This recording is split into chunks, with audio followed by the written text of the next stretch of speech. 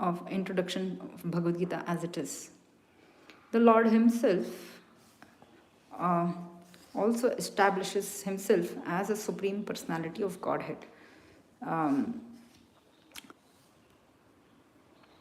so in the Bhagavad Gita, Lord Krishna has proclaimed explicitly that he is the supreme Lord, supreme personality of Godhead, and his claim, it's not uh, whimsical.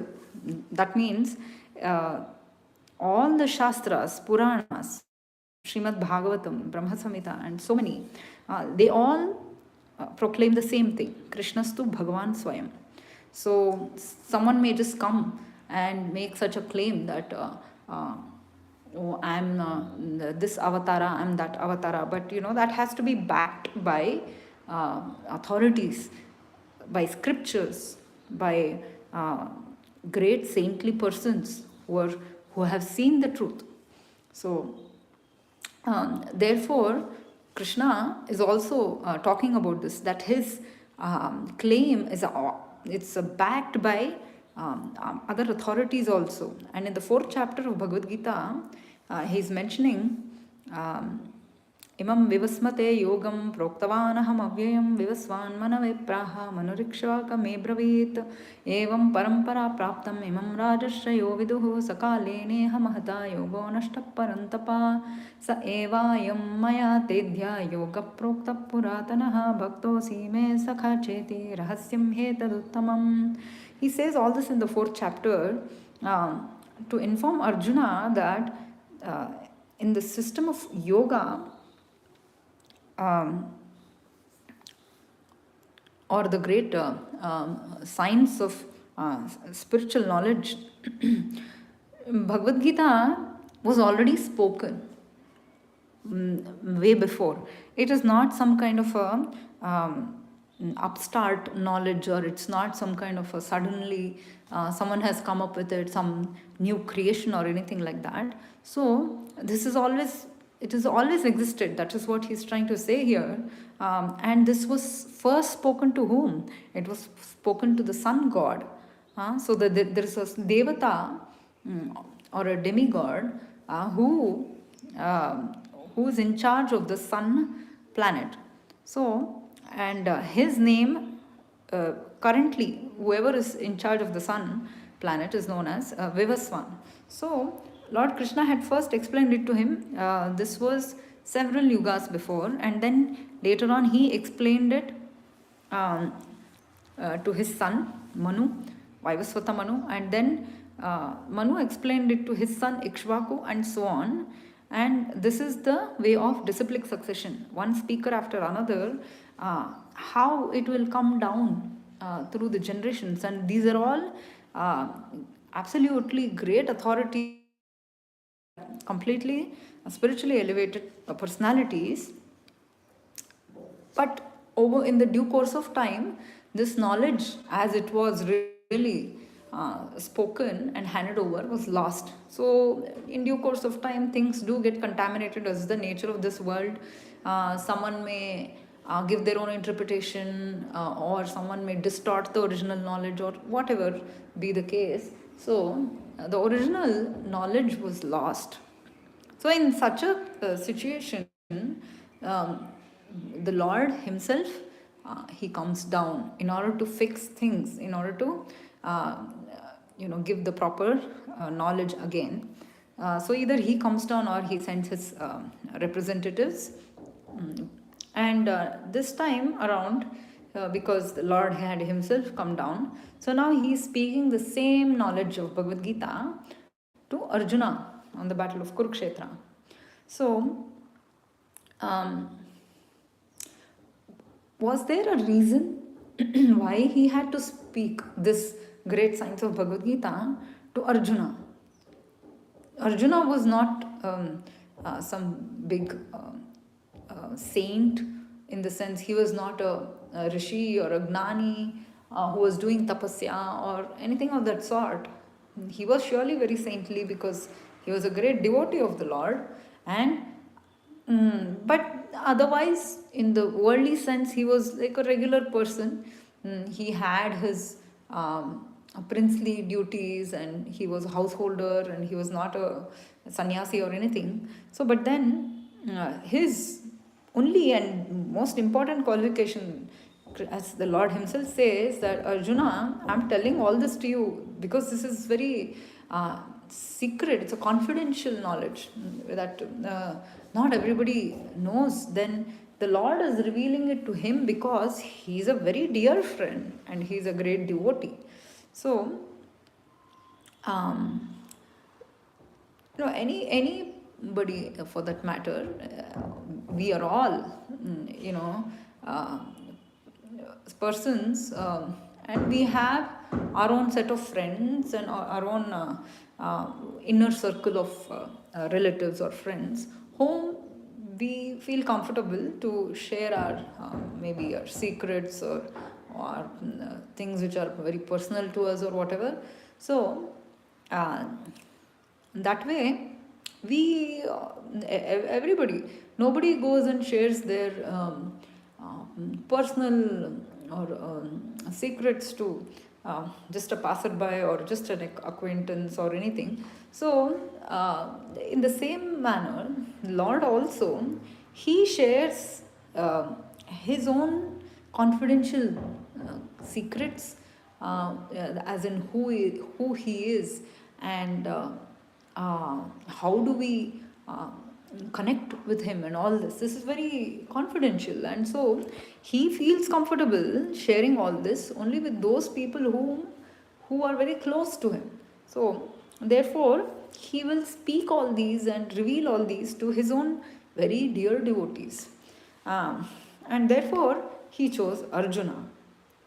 So, and therefore the Lord says this Bhagavad Gita is especially meant for his devotees.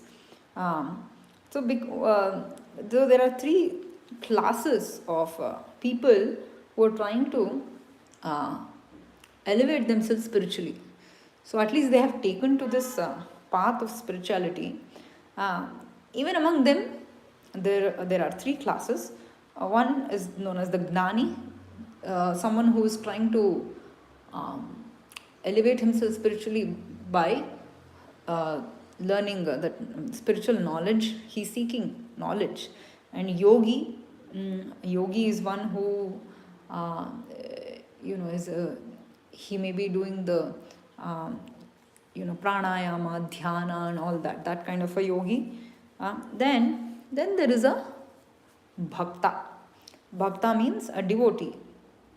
And there is an impersonalist, so Gnani is generally known as the impersonalist, because someone who is trying to get knowledge on their own, they are trying to generally speculate on their own. So they, at max, they will arrive, at their best, they will arrive at the conclusion that the absolute truth is impersonal. So in order to come to the personal form of Lord, they will really need help of a devotee. So first is the Gnani or the impersonalist. Next stage comes as the yogi or the meditator. He meditates, and he meditates on the Paramatma or the Lord inside the heart. And then finally the devotee who actually, or a pure devotee who can actually see the Supreme Lord as he is, even in the spiritual world. So therefore now Arjuna is the first person in this line of disciplic succession. That means Krishna is first making him the recipient of this transcendental knowledge of Bhagavad Gita, because the old chain was broken. Now he has started a new chain, and so in that line others will continue. So when the Lord comes down, he will establish this parampara or this chain of spiritual knowledge, and so that it will be handed on carefully, and the original essence of this knowledge may not be lost. So he wanted Arjuna really to become the authority on Bhagavad Gita. Uh, so now Arjuna, so we have already discussed that he was a great intimate friend and he was a direct student of Krishna. Therefore, if someone has to understand Bhagavad Gita, they should also be like Arjuna. They should become like Arjuna. Then we will be able to receive or understand that knowledge. That means to say, then we should also become a devotee who has a direct relationship with the Lord. As soon as this happens, then immediately one can, if as soon as one becomes a devotee, then we can, only then it's possible to establish a direct relationship with the Lord. So, although this is a very, very elaborate subject matter, in order to say it in a brief manner, we can say that every living entity who is actually a spiritual being, spirit soul, he has his own direct relationship with the Supreme Lord in 5 different ways. They are called different flavors. One may become a devotee in a passive state, and it is known as the Shantarasa. And another may become a devotee in an active state. That means, active means he is doing some activity. And what is that activity? That is service to the Lord.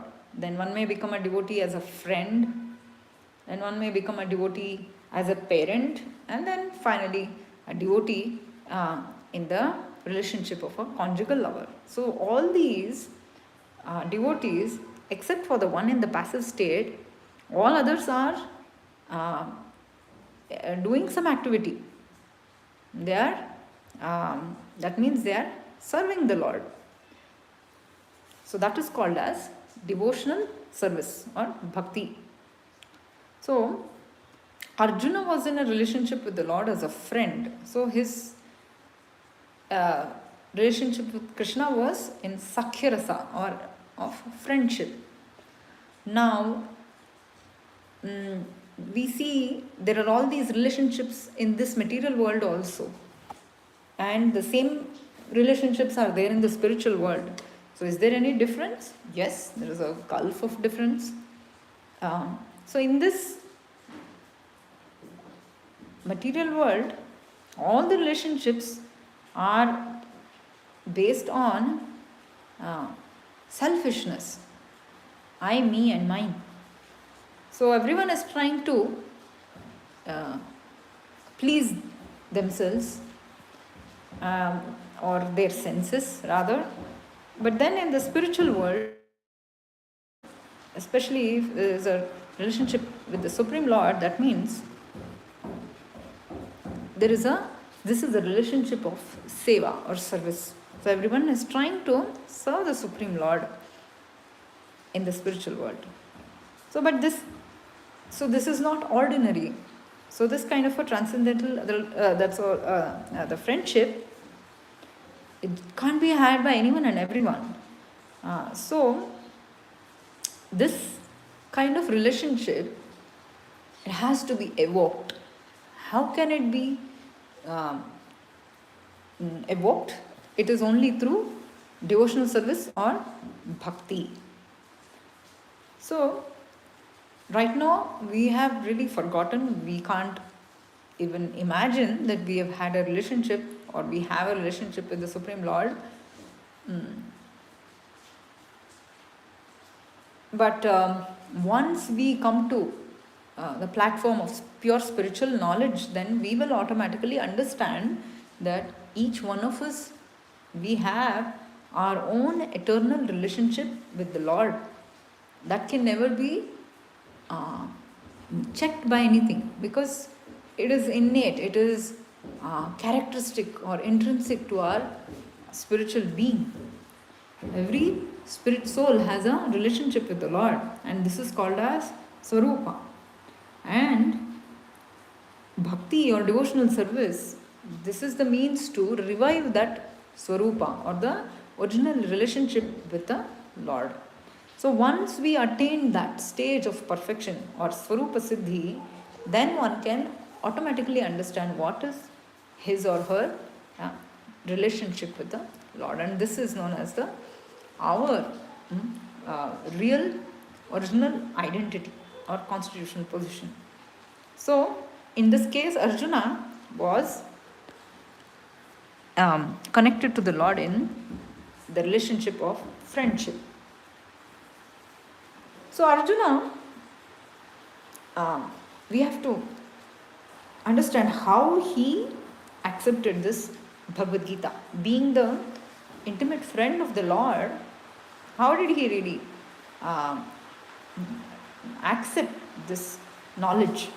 How did he receive it? So that is revealed by himself, by Arjuna in the 10th chapter, wherein he says, Param Brahma Param Dhama Pavitram Paramam Bhavan Purusham Shashvatam Divyam Adidevam Ajam Vibhum Ahustvam Risheh Sarve Devarshir Naradastatha Asito Devalo Vyasaha Swayam Chaiva Brahvishine Sarvametadritam Manye Yanmam Vadashi Keshava Nahite Bhagavan Vyaktim Vidurdeva Nadanavaha. So this is the 10th chapter, 12 to 14 shlokas.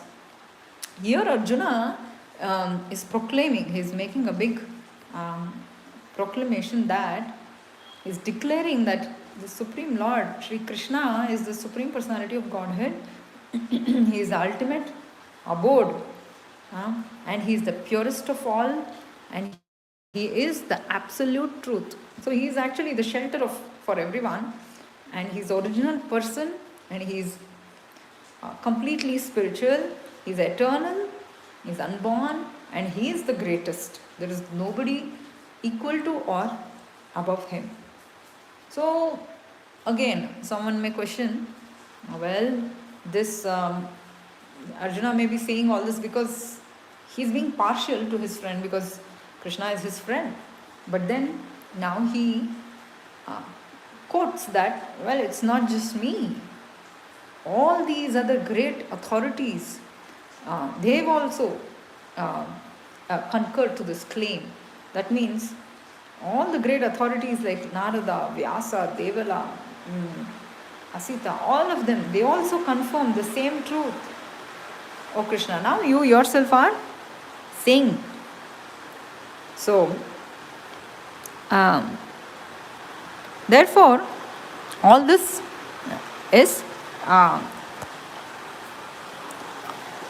true to fullest extent. There is no question of any personal bias, is what he is saying.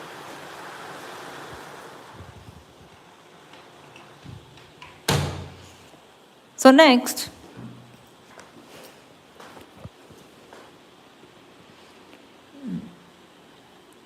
even the demigods or the demons, he says, it's not easy to understand Krishna as he is, even for the great devatas.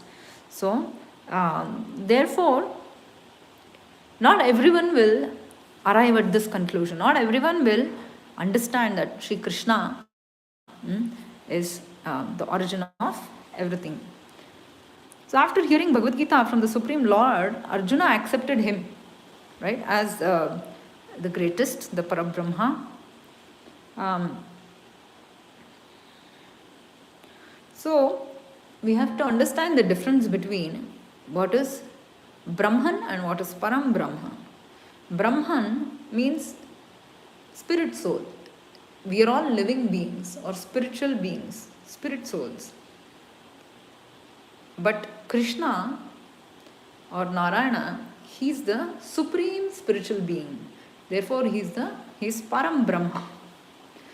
So Param Dhama means he is the supreme abode, or he is the resting place, he is the shelter of everything. So one may think Um,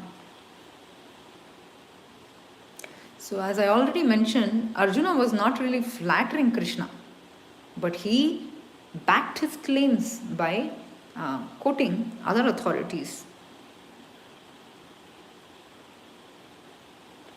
So, all the great personalities mentioned by Arjuna, like Narada, Sita, Devala, Vyasa, they're all great personalities who come to distribute Vedic knowledge. So, after saying all this, Arjuna again makes a really important statement here. He says, Sarvametad ritam manye yanmam vadasi Keshava. Sarvametad ritam manye means everything, whatever you have told me, O Krishna, I accept it as truth in toto. That means, so sometimes we may accept little bit here or little bit there from the scriptures, whatever is convenient to us. Something, if it is not convenient to us, we may say, no, I don't believe this. So uh, that is not accepting in total. So if we have to accept the scriptures in total, that means whatever the scriptures say, we have to accept, whether or not we agree with it, or whether or not we even understand it. But at least theoretically, we should know that the Supreme Lord can never be wrong, and the Vedic scriptures, which are as good as the Lord, are also, they're always true. So,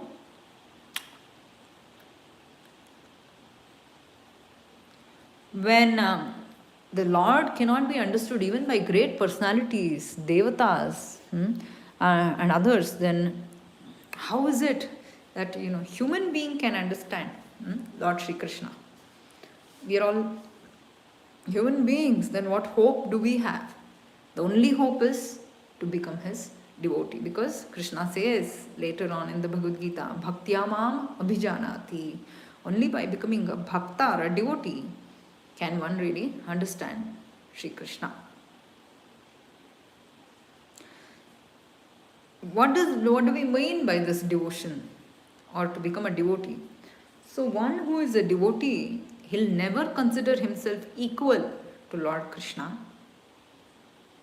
Nor should he think, nor will he ever think that Krishna is just an ordinary personality, or even a superhuman or a great personality. But he, a devotee or a bhakta, he knows that Sri Krishna is the supreme personality of Godhead. That means he is the supreme Lord of everything, and everything is under his control. So at least, even if we have not realized it, at least we should theoretically accept Sri Krishna as the supreme personality of Godhead, and with that kind of a submissive spirit. So we should be humble. We should understand how great, how infinitely great the Supreme Lord Sri Krishna is.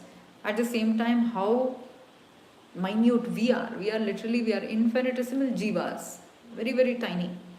So when we understand that, we can, with that submissive spirit, only then we can understand Bhagavad Gita. At least we can try to understand Bhagavad Gita to some extent. Otherwise, Bhagavad Gita will always remain a mystery for us. So what is this Bhagavad Gita then?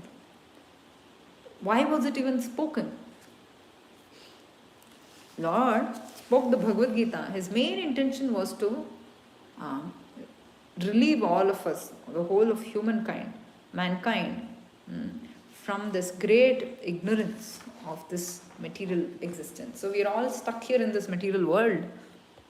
So when we are stuck here in this material world, who can relieve us from here?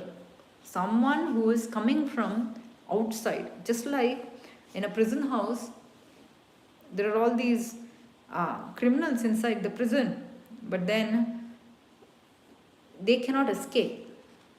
Only if the jailer or someone from outside comes and releases them, then they can come out. So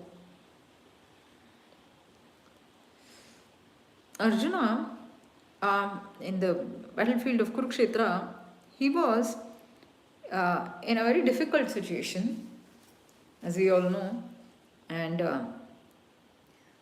he couldn't make up his mind whether or not to fight the battle of Kurukshetra. So finally, he just surrendered to Lord Shri Krishna. And then he prays to the Lord to guide him. And therefore, Lord Krishna spoke Bhagavad Gita. So, Arjuna was just acting as a representative of all of us. But then, because we are all in this material existence, we are always full of anxieties, because that is the nature of this world, because it is full of ignorance, and therefore Lord Krishna spoke Bhagavad Gita not just to Arjuna. It was through Arjuna he is addressing all of us. Somehow or other we are in this temporary world full of anxieties. Then how do we get out of it and go to a place where there are no anxieties and be eternally happy? So that is the whole purpose of Bhagavad Gita. Even though everyone is suffering, all human beings are suffering, but hardly few understand this. Hardly few begin to even question, why am I suffering? What is all this happening? And so on and so forth. When one is awakened to this position of questioning the suffering, only then he will start inquiring about what is the purpose of life, and why am I here, why am I suffering, and how do I get out of this? And he tries to find out what is the solution for all this suffering. So, unless a person realizes this, how can he be considered a perfect human being? Because a human life begins with this kind of inquiry. And it is called as, in the Shastras, it is called Athato Brahma Jigyasa. So, this means now that we have attained this human life, our first duty is to question all this, to inquire why there is suffering, and where did we come from, where do we go after death. Only one who has all these questions, then he is a real student of Bhagavad Gita. He is a sincere student. Then he can really learn Bhagavad Gita very nicely. Lord Krishna descends specifically to re-establish this real purpose of human life, which is otherwise forgotten. But then, out of so many human beings, there may be only very few who may even try to start questioning, and then of those who are trying to question, hardly one may finally come to the position of understanding his real spiritual position. And for such people who are seekers, Bhagavad Gita was spoken. We are all within this realm of ignorance. We are not aware of all these. So, since we are not aware of any of these truths, Lord comes to give us this knowledge. So, this was like just a play put up by Arjuna and his devotees. Lord Krishna and his devotees. So he made Arjuna one of the characters who helped him do this whole drama, so that we can be addressed, we can be benefited. So now Arjuna, although he was playing a part uh, of a person who is deeply confused and who is in complete ignorance, and um, he doesn't know what to do and all this, but all this ignorance, it was simply uh, a part of this whole leela or drama, because how can he become the direct friend of the Lord if he was in ignorance? So that was not possible.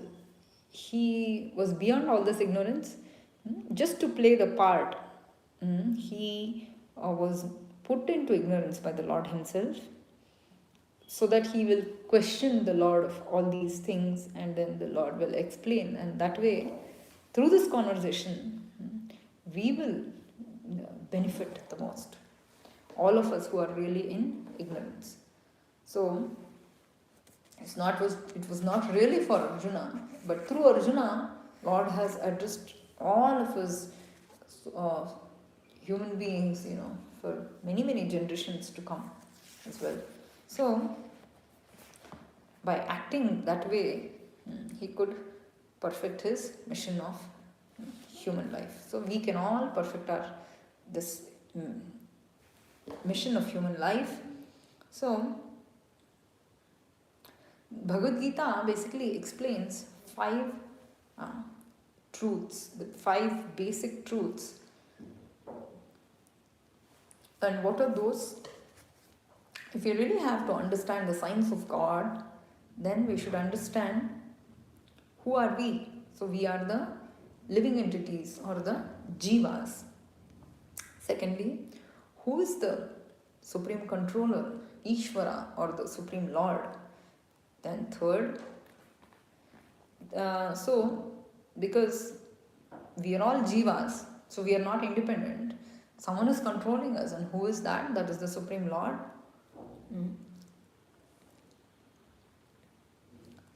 Then finally, we have to understand that we are within this material nature, and there is this kala or time. That is also another feature of this material existence. And finally, karma or activity. So now, nobody is free from the influence of prakriti or kala or karma. Everyone is engaged in some or the other activity.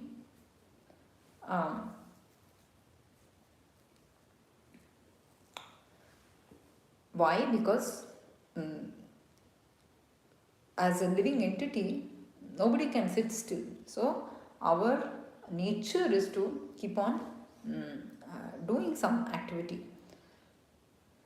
So Prakriti means the cosmic manifestation, this overall material nature.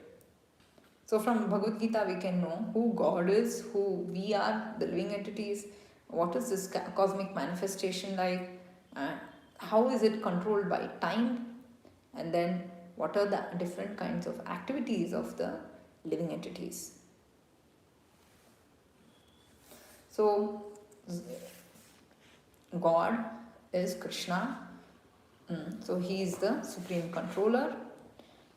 You may call him Parabrahma, Brahman, Paramatma. It's the same. Then living entities are the jivas, and it is the Lord who controls all of these living entities, prakriti or material nature, kala or time, karma. Everything is controlled by the Supreme Lord. But jivas are dependent on the Lord. Even material nature is not independent. Material nature is also dependent on the Lord, because she is the energy of the Lord, and she is always acting under the directions of the Supreme Lord. Therefore, Lord Krishna says, Mayadhyakshena prakriti suyate sacharacharam. So, Although, for an untrained eye, um, someone who doesn't know any of these spiritual truths, one may tend to think that the whole world is going on its own. Sun is rising every day and then setting, and things are going on. So where do we need God here? Everything is going on its own, going on its own. So one may tend to think like that, but the Lord is saying behind the scenes, someone is controlling all this. Otherwise, they will not happen on their own. Just like in a puppet show, one may not see who is controlling the puppets. Uh, the puppets seem to be talking, seem to be jumping or dancing or whatever. But behind the scenes, there is actually a controller. It's only because of him controlling these puppets are doing something. So, similarly, all these different uh, energies, they're all being directed. Could be the sun, moon, wind, water, rain, everything. This is all working under the direction of Supreme Lord Sri Krishna. So, seeing is not everything. Seeing is not believing always. There are many things we are not able to see, but we can understand that they exist by their effect. Phalena parichayate. Just like even the scientists, it's not like even they are able to see everything. For example, the electrons. Electrons are extremely tiny and nobody has ever seen it. And they won't be able to see it either. But they understand there is such a thing as electron by its effect. So we have, now there is electricity and there are many appliances that are run by electricity and so on. So by the effect we can understand that the Supreme Lord, He is also existing. Otherwise, how wonderfully things are going on. Why doesn't the sea come forward a little some more? It will not on its own, because there is someone who is controlling, who is in control. So anything even in our experience, so for every appliance, anything for that matter, there should be someone who is making an appliance work. So a robot may do things nicely on its own, but someone has programmed it. Someone has to finally come and turn on the switch for any appliance. At least someone has to be there first of all to turn on the switch. Even before that, someone was there nicely designing everything. So similarly,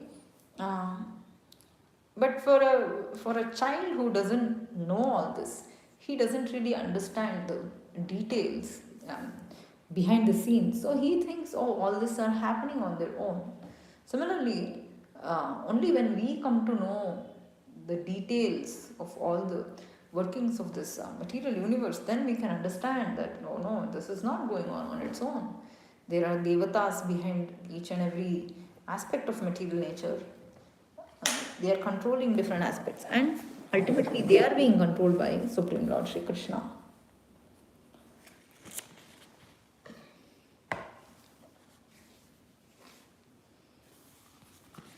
Now, what's the difference now? What is the relationship? How do we understand Jiva with respect to the Supreme Lord? So, Lord and the Jiva, although qualitatively they are same, they're similar, just like we have a gold mine. There's so much gold available in the gold mine, but we may take a tiny bit of it and make jewelry out of it. So the jewelry is a tiny portion of that big gold mine. But all the same, it's the same gold, it's the same quality. Similarly, there may be tiny, tiny jivas present everywhere. They're all originally they're parts and parcels of the Supreme Lord, and they're all being controlled by that Lord. So we also have minute, we also have the qualities of the Supreme Lord in minute quantity.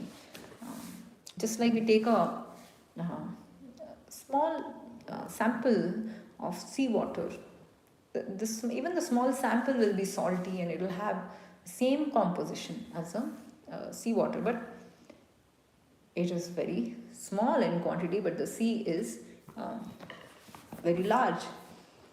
Similarly, the Supreme Lord, He is infinite and we are all infinitesimal. We may also be trying to control in our own spheres or field of work.